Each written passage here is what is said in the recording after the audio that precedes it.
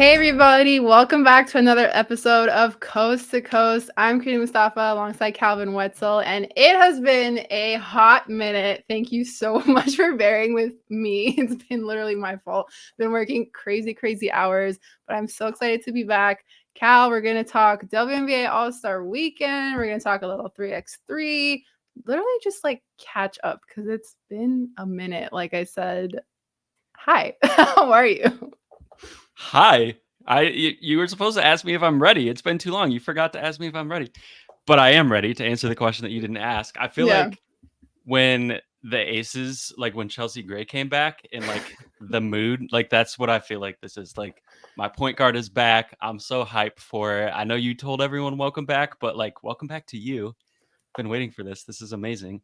Thank you. Did you see that like one like Kelsey Plum like presser moment where she was telling a reporter like with Chelsea Gray coming back, she was like comparing her to like ingredients in like a meal or something. I don't even know what it No, I was, but didn't see it this. was like this really like intricate metaphor that she was piecing together, and I was like, that's really funny. So maybe I think we talked about like pancakes on the podcast before and how like the first one comes out a little wonky. So like maybe we can incorporate that with like being back in the mix of things, and just having bad puns and metaphors be back overall. But I also want to say, and I'm starting pretty early with our YouTube shout out. So if you're not subscribed to YouTube, please make sure to head over there.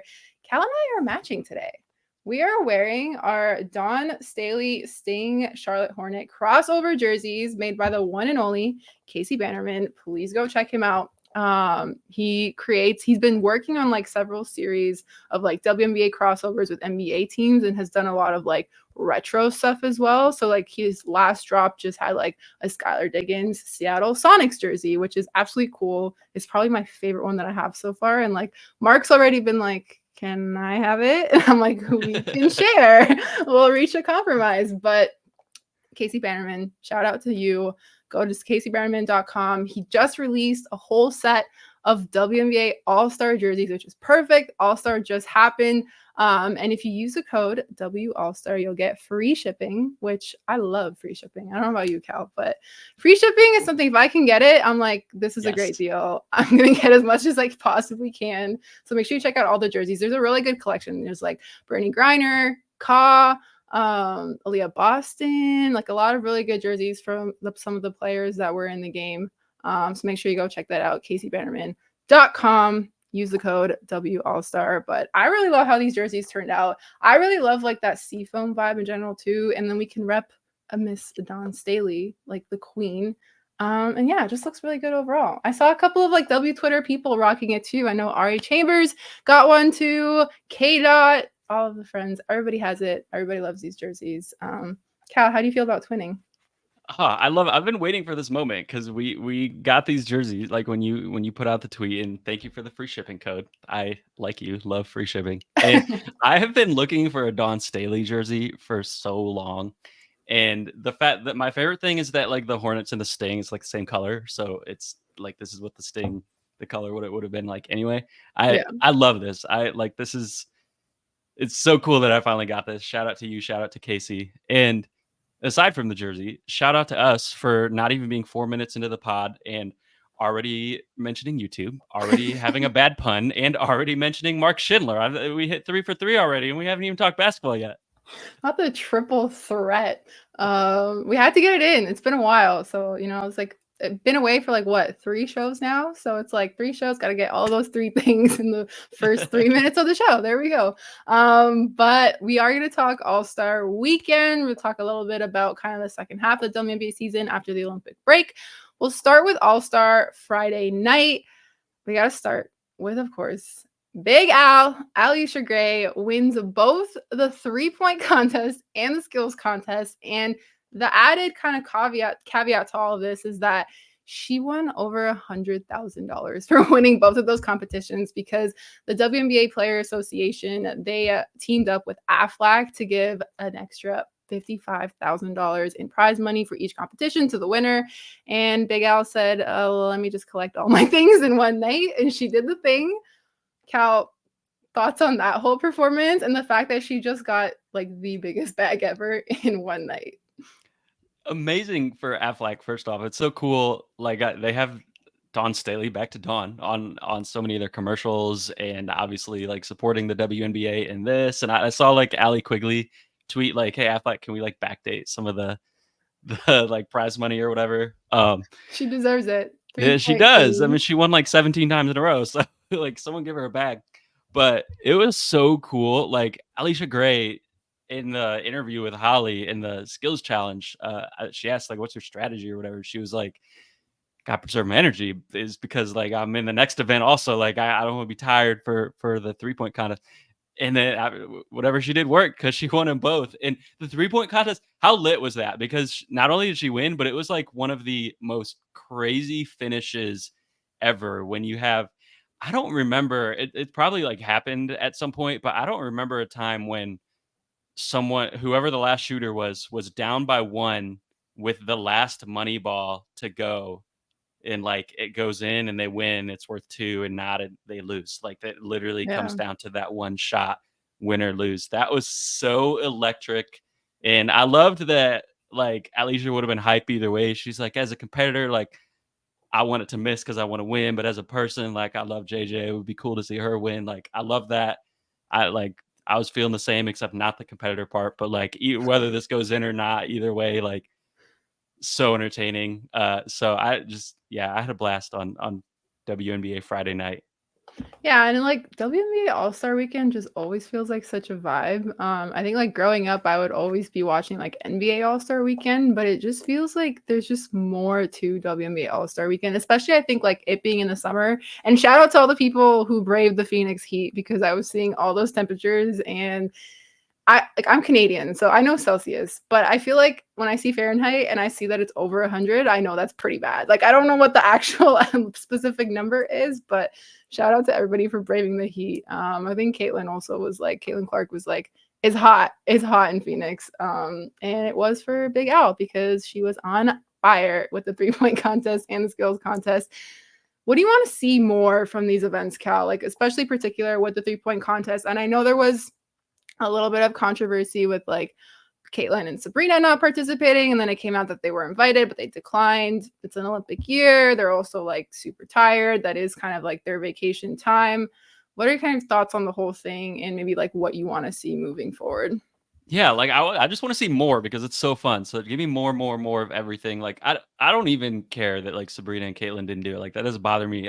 People are like upset, whatever. Like they should be able to chill if they want to chill. Like they have a lot going on, and I think both of them said that in like when they were asked about like why didn't you do it, they both said some version of like I just wanted to chill, basically. Like which we both know like sometimes life gets busy. I'm sure it's so much busier for them. Like Yeah. sometimes you just want to like take a little break. So no problem with that. But I would love to see like more people and more stuff, and particularly like I feel like on the NBA side, I don't follow it as much anymore. I grew up watching, NBA All-Star. Is it Saturday night? Whatever it is, like the night before All-Star game.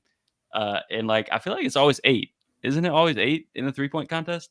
And like It's a good number because like they would literally go through so many rounds, it felt like, of people getting yeah, eliminated. right? Yeah. Like it Yeah. took a long time. And like I feel like we could have 8. It doesn't have to be Sabrina and Caitlin, it could be whoever, but I feel like we could Mhm. have 8 in the WNBA too and do like you could do a little bracket, 4 and 2. Like I would be up for that just to make it last longer to have more because like I said, it's fun. I want more Yeah. fun. I just want more of it. So I mean that would, and especially now that we're gonna get expansion in the next year and the year after that, we're gonna have more people in the league. So why not more shooters in the 3-point contest? I feel like it follows from that. But I just more of like anything. I love that they had the 3-on-3 this year in between the two events. That was really cool. And like in the last couple, really, I guess like starting with last Olympics, I started to watch 3-on-3, and then like recently, obviously, there's a lot of like other events on the tour or whatever. You know some more about that than I do, but whatever the series, that's what it's called, right? The The series. FIBA 3x3 women's series. Yeah, and so like I started watching that a little bit, and like really been getting into it. And so this was cool, and this got me. I think that like this was the point of it, and it worked to get people hyped to like go watch 3-on-3 at the Olympics, or I don't 3 by 3, right? I always say 3-on-3. Sounds better to me. I say 3x3 because that's how I have to spell it out all the Yeah, time. So yeah, I just got used to saying that. They also like to yeah. call it threes. That's what I've noticed. Being around the players, like they say threes and then they call Oh, I five do on like five that. fives. I like So that's that. another way to say it.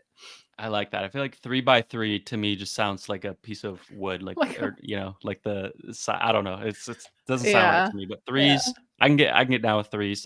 I've been getting really into the format though, and just like how fast paced it is. And so it did its job in getting me hyped for the Olympics. It's a week from today. By the time people are listening, we're gonna have the 3-on-3 tournament starting in the Olympics. So, but I know like you've been involved a little bit with 3-on-3 just with Canada. Like, what's that been like? Yeah, I mean, before this year, like I knew about 3x3 basketball. I was aware of it obviously, but I wasn't really like super into it. And I think working at Canada Basketball and being around our 3x3 team, I've just fallen in love with it. Like, and for those who don't know the format of it, the games are 10 minutes long. They've got a 12-second shot clock, obviously 3 players against 3 players. They play in the half court. What, it's not twos and threes, it's ones and twos. So if you shoot beyond the arc, it counts as 2 points. Everything else is 1 point. Everything is so much faster. It's like pure basketball. And one thing that the players love to say is like, you can't hide on the court because it's 3 players against 3 players. Like, you have to be everywhere. You have to be on offense, you have to play on defense. You can't just like run around and do nothing. Everybody is involved in the game. And the other interesting thing is, which you guys will probably notice like during the Olympics, is like there's no coach actually like on the court while they're playing these games. It's literally just 4 players, 3 of them on the floor at a time, 1 player sitting out, and they basically run everything because it's such a quick game. It's like I find it similar to like tennis. Tennis is obviously not as quick. Tennis is very very long, but you just don't have that coach just like sitting right next to you telling you what to do. And so those are kind of like the basic rules. I think like if you're just getting into 3x3 that you should probably know heading into this next like week and a half, 2 weeks, or however long. At this point, time is just a construct. But anyway, like you said, that's the long tangent. I just wrapped up Toronto training camp with our Canadian team, and honestly, just like it's such a cool culture of basketball. Like you have players that have so many different experiences, and like they'll be playing 3x3, but like they'll have 5-on-5 experience, or like they like to say fives and threes and whatever else you want to call it. And it's just like, I don't know, like it's just like it's pure basketball. You get right down to like the essence of being a hooper, and I just think it's a really exciting format for people to watch. And you kind of learn more about these players and like where they come from, and like basketball just looks different for so many and can look different in so many different ways. We talk a lot about the WNBA and overseas basketball, and then you kind of just add this component to it as well. And you get players from like all walks of life, and some of them may have like regular day jobs and then just be an Olympic athlete on the side. Like it's just like it's so wild to just like learn people's stories. And yeah, I think it's a really high level sport. It's so quick, and the communication has to be there. And so I'm really excited to see, how this kind of plays out. But I really love that they included this at the All-Star game. I think it was definitely a great introduction, especially now, like it just became an Olympic sport at the last Olympics, but now it's like you're finally like getting into it, and like more resources are going to be put into it. And it helps too, like the US has like its W players too. So that kind of helps with name recognition as well if you're trying to get into it as well. But yeah, it's just like a really great world. The athletes are super down to earth. And I'm really excited to watch all of them play. Me too. I love the essence of being a hooper. I love that. That's like the perfect way to describe it. And like I know they love to describe it that way too, because it is really so true. And it's like super stressful. If you're like rooting for a team or you're rooting for someone, it will go down right to the wire. Oh, the other rule, which I forgot to include. Yes, they play for 10 minutes, but it's also first to 21. So if you hit 21 points before the 10 minutes are over, that's the end of the game. And there's a couple of other rules which you guys will learn as you watch more 3-on-3. But yeah, really, really happy that they showcased it at WNBA All-Star weekend, and would love to see more of it included. Even if like when you do like WNBA preseason games, if there's some way to get like some kind of like 3x3 thing involved, especially like the women's series, they literally play all across the world. Like they'll play in different cities. And I think it's a great way to just get people more into the sport of basketball, especially if you are a basketball fan. And maybe your country is like really good in 3x3. if you can't root on them in 5-on-5, maybe you can root for them in 3-on-3. Crina's Like really good in 3-on-3. there's a lot of like there's a lot of international teams that have talent that you could just get behind. Like the USA rocks us in every other team except for 3x3. So I'm a rep Canada. That's what I'll do. Me too. I'm fully on Team Canada with 3-on-3. I'm not gonna lie. Cal said I'm the ops. I love that. But How yeah. can you not root for the Plouffe twins? Yeah, the Ploufs, love them. Yeah, we shot a commercial type thing with them this past weekend, and they just like exude the most sister energy. And I've never like I've known a couple of like twins growing up, but they're just like it's so cool to watch. Like I definitely saw essence of like me and my sister. Me and my sister are not twins. Like we have quite a bit of an age gap, but I did see that like sister energy. And so like yeah, like it's stories like theirs where you're gonna learn more about them during the Olympics because they'll be on like the global stage. And like all the eyes will be on them. So yeah, highly recommend checking out 3x3. Hopefully All-Star Weekend kind of got you a little bit more into that. But you have anything else you want to talk about All-Star Friday before we get into like the actual game? I think that's it. I think we hit it all. 3-on-3. Go watch it. Go watch the threes. All right, let's get into the WNBA All-Star game. Obviously, we went back to the Team USA versus Team WNBA format, it being an Olympic year. And I also just want to mention, y'all, it is an Olympic year. So, like, we talked a little bit about Caitlin and Sabrina being out. Obviously, Caitlin is not on the Olympic team, but she's been playing basketball nonstop for months once you think about college and that. But Sabrina's also on an Olympic team. It's all like exhibition games are happening right now. It's all like kind of the final like tune-ups before the games actually start. So let's simmer down with being upset for the players that weren't involved. But it was a Team USA, Team WNBA format. Obviously, the last time they played this way was 2021 before the Tokyo Olympic Games. What do we think about this format, Cal? Do we love it? Do we hate it? Do we like it? Like what? How do we feel about it? I'm into it. I think obviously like both teams scored 100, so this wasn't like fully. That's like every All-Star game, you know? Like right. that's another thing people need to remember.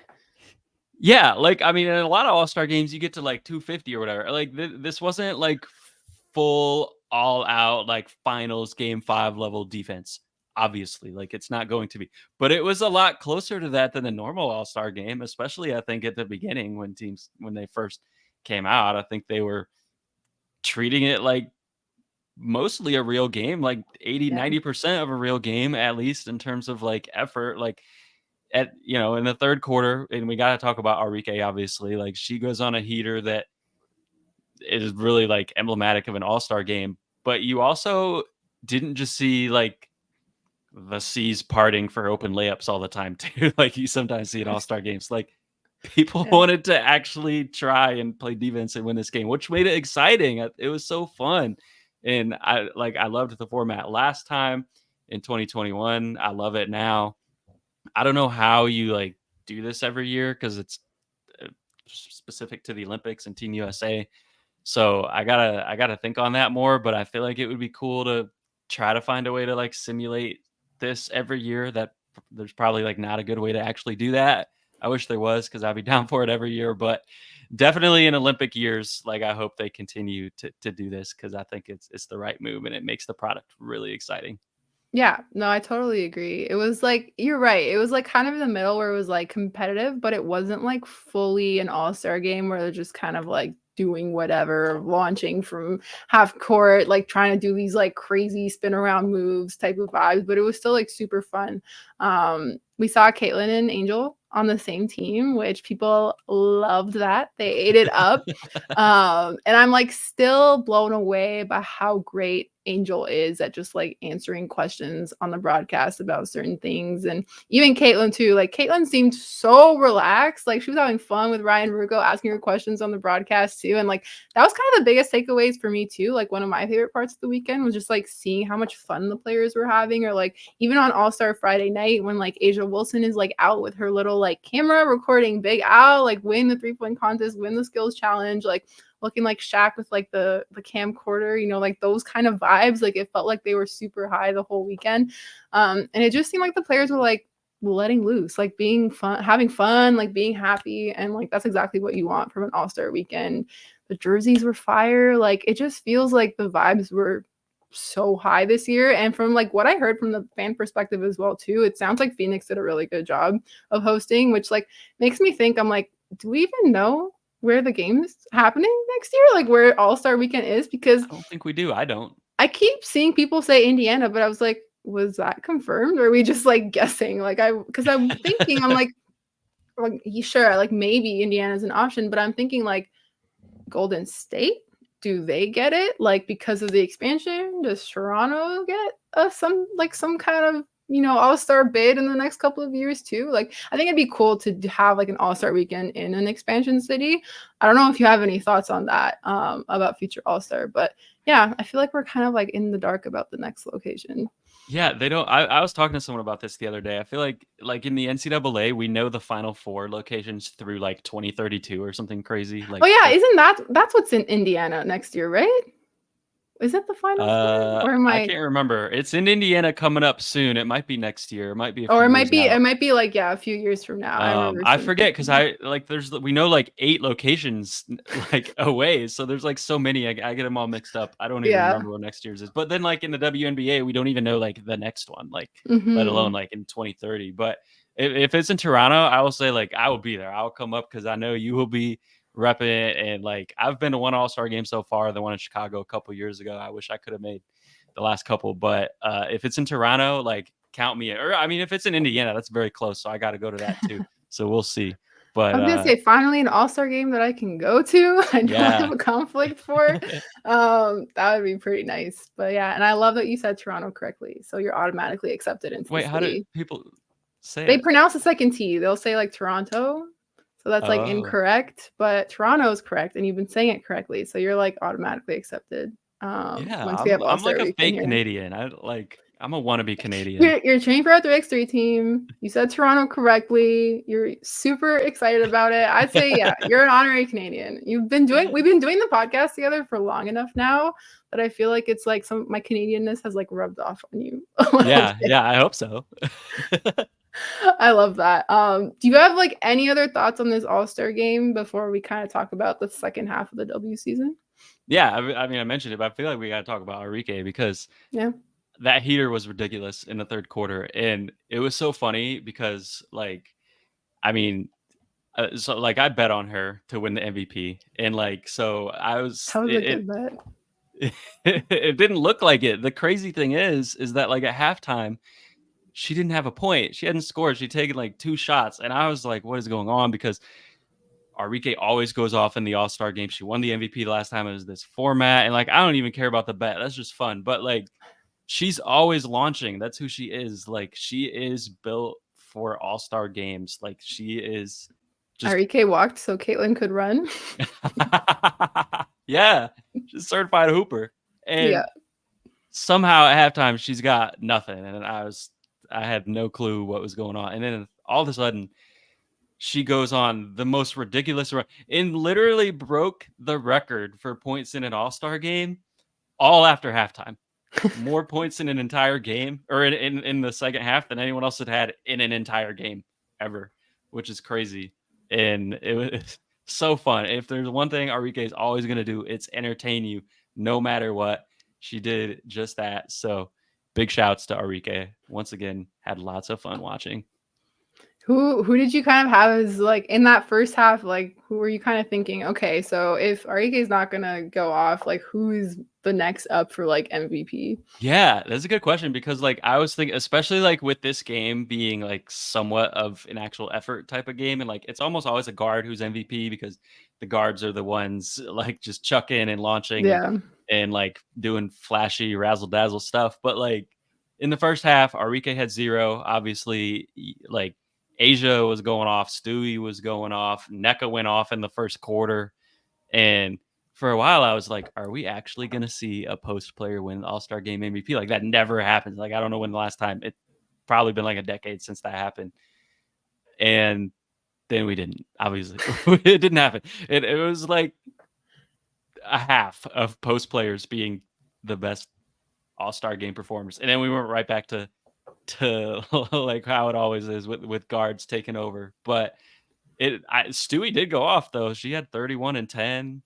Like we had some good play throughout the game from the posts, which was cool too. I think another like just aspect of this format, I think, because Team USA knows that when they get into the Olympics, like last time, they're going to go through their posts. They like Stewie, Asia, BG were by far the leading scorers in the last Olympics, and I'm sure it'll be the same. So they know like All-Star game or not, we have to prepare like how we are going to play in the Olympics. So they're going through the posts, and obviously like that is what like where you got those stat lines from. But on the other side, Team WNBA, we're still gonna let Enrique cook, and she did. So that's that's how it went down. But overall, like yeah, that was really cool to see.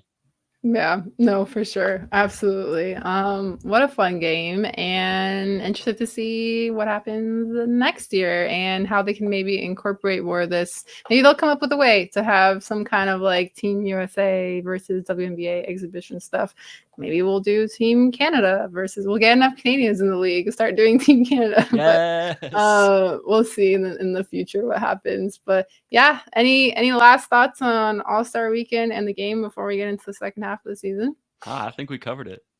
Amazing. All right. So normally we have games to watch, teams to watch, players to watch, but since we're going to have the Olympic break coming up, we're going to kind of talk about who we want to keep an eye on the most in the second half of the WNBA season. It's kind of crazy to think that we're even already here because I feel like the season just started. But like I said earlier, time is a construct. Cal, who are you kind of keeping an eye on once we kind of head to the second half of the season? It's got to be the Atlanta Dream for me because it is a travesty that we have not seen Ryan Howard and Jordan Canada together yet. And we hopefully, knock on wood, should finally get to see that coming out of the break and fully healthy Atlanta Dream. Now, right now, they are 3 games back of the Fever and the Sky, who are tied at 7 and 8. So they're 3 games back of the last playoff spot. But when they're fully healthy, which we haven't seen yet, and when you come back from the break and get 5 straight at home to start out with, some of those are tough matchups, but you basically get to stay at home and sleep in your own bed for like the first 2 weeks coming out of the break. They have a chance to string together some wins and potentially sneak into the 8 seed. It is kind of now or never for them. Like if they don't go on a run in those next few weeks when they have that homestand and they get fully healthy, then that might be their last shot. But I think they have it in them. I think that they can at least make it really competitive and make it a 3-team race again between the Fever, Sky, and the Dream coming down to kind of that final week of the season. And I know they want it. I know they're not thinking of themselves as being in tank mode or anything like that. So that's something that I'm really looking forward to seeing kind of how that plays out in the first couple weeks back. Yeah, and I think Atlanta has a good balance of like players who are going to be on vacation, players who are going to be in the Olympics, and so once you kind of get back to playing together, like I think it'll be, and obviously like after the Olympics they'll have some time to rest. So it's like you have a good mix of like, okay, we have enough time to get healthy, like you said, but we also have enough time to like still stay at a level where once you do get back into it, you're back into it. And like we've kind of talked about this before, but that is one of the more like interesting things that I like to find out when there is like an Olympic break, because it's like, okay, how does your mentality change? Like when it comes to like, are you playing? Are you going to be playing during that time? Are you not going to be playing during that time? I know Caitlin said something of like, I don't want to touch a basketball for like a month or something or whatever it was. Understandable. Yeah. And so like you, like I said, there is a pretty good balance there. And every player is different. Any other teams that you're kind of looking at? Yeah, I mean everyone because I love the WNBA. But Yeah. yeah, I don't really. It's crazy because it's like you said, it feels like the season just started, and then it also, even when you think about like, oh, the Olympics are here, it feels like, oh, we're like at the halfway point, Yeah. but we're actually even like further than that, like because everyone's played like 24 games or 23, 25, and out of 40, Yeah. like a lot of teams only have like 15, 16 games left. Like that's not a lot. So some of the parts of the standings that are really bunched up, like, is there going to become separation or is there not? We don't have that much time left for teams to really separate themselves. And then some of the areas of the standings where there is a little bit of separation right now, like between 8 and 9. Like, is there enough time for some teams to close that gap or not? So I'm kind of just watching all of it. That's scary that we're over the halfway point. But speaking of separation, you're looking at, those teams that are kind of vying for the playoffs. I'm keeping my eye on our contenders. We've talked about kind of our like 5 overall contenders being the Sun, the Liberty, the Aces, the Lynx, and the Storm.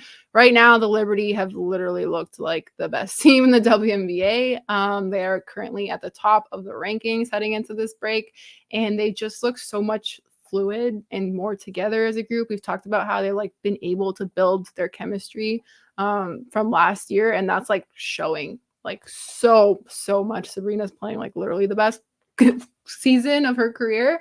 And so they're kind of at the top right now, but some of these other teams I'm interested in the Connecticut Sun, because we're at that point now where it's starting to get a little bit more real as we are in the second half of the season, where it's like, okay, you've looked really good as you have in every single year the last couple of seasons.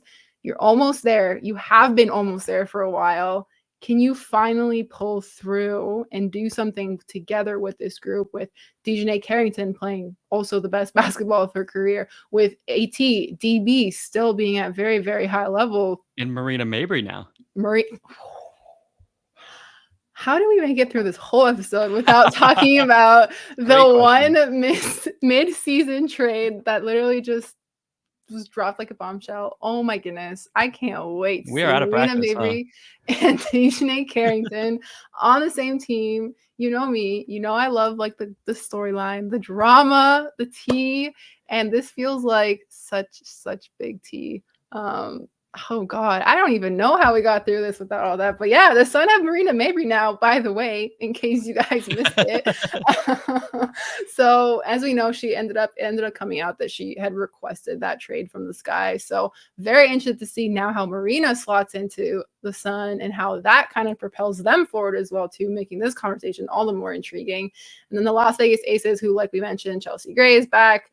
They're going to have a ton of game reps over the Olympics, considering that half of the U.S. team is the Las Vegas Aces, as it always has been. And so interested to see how they kind of come out here in the second half, because they should still very much be considered literally one of the top contenders. Interested to see how Minnesota continues to piece things together in their most exciting season in the post-Sylvia Fowles era.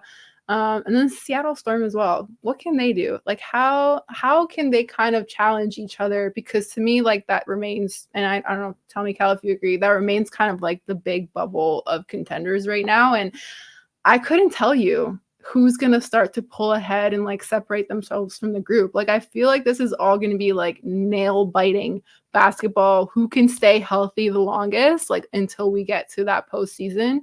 And I have a feeling this is going to be like the craziest playoffs we've had in a long time. I agree, because like first off, like those teams are all bunched up, and New York is a little bit ahead of everyone else and probably on their way to the 1 seed, but still definitely like when they go against the healthy Aces, it's anyone's game. And then you have the Lynx, the Storm, and the Aces all have 8 losses. They're all tied in the loss column, half a game apart. And one of those teams, or maybe the Sun, is going to have to go on the road in the first round of the playoffs, because there's only 4 teams host. There's 5 contenders that we've talked about. Yeah. And then even in the first round, when you get past that, the Mercury, they're probably going to be the 6th seed. There's a little bit of cushion on either side of them, but their ceiling is really high. We've seen when they're healthy. Nobody's going to want to face them. No, because part of why they're there is because they had some time without BG. They had some time without Beck Allen, and obviously they don't have a lot of depth. So when they have like these injuries, they've taken some lumps in terms of their record. But as long as their starting 5 is healthy in the playoffs, like you don't want to be the 3 seed and face them. And then the way that the Fever and the Sky have looked at times, especially the Fever in the last month or so, 1 versus 8 and 2 versus 7 aren't going to be automatic either. So I think I agree with you. It's going to be an absolutely electric playoffs from the start, not even before we even get to the semis and the finals. Just every game is going to be high intensity. 1000%. And here we find ourselves yet again, another episode where we're getting excited about the playoffs and we're not there yet, which is going to make covering the playoffs all the more exciting when we do finally see which matchups there are. But yeah, we're kind of looking there, who's going to make the playoffs and then who's going to give some of these top teams a fight. I could not predict who the WNBA champion is going to be this year. And so that's what makes the second half of the season all the more exciting, and seeing how these teams kind of start to pan out and continue to solidify their own identities to see what happens. But yeah, there we go. There's another coast to coast gone. We've been gone for like 3 weeks. Cal, you've been holding down the fort while I've been gone, but I was happy to finally be back. Any last thoughts on anything? You can talk about anything you want. Pancakes, whatever you want. Now that you mention it, I feel like I gotta go get some pancakes. That's my final thoughts. Love it. Thanks for listening. Hope you enjoyed it. Really appreciate it. Make sure you're following Her Hoop Stats on social media. You're subscribed to us wherever you listen to podcasts. Make sure you're subbed to our YouTube channel to catch Coast to Coast, as well as us sporting our very fun Dawn's Daily Sting jerseys.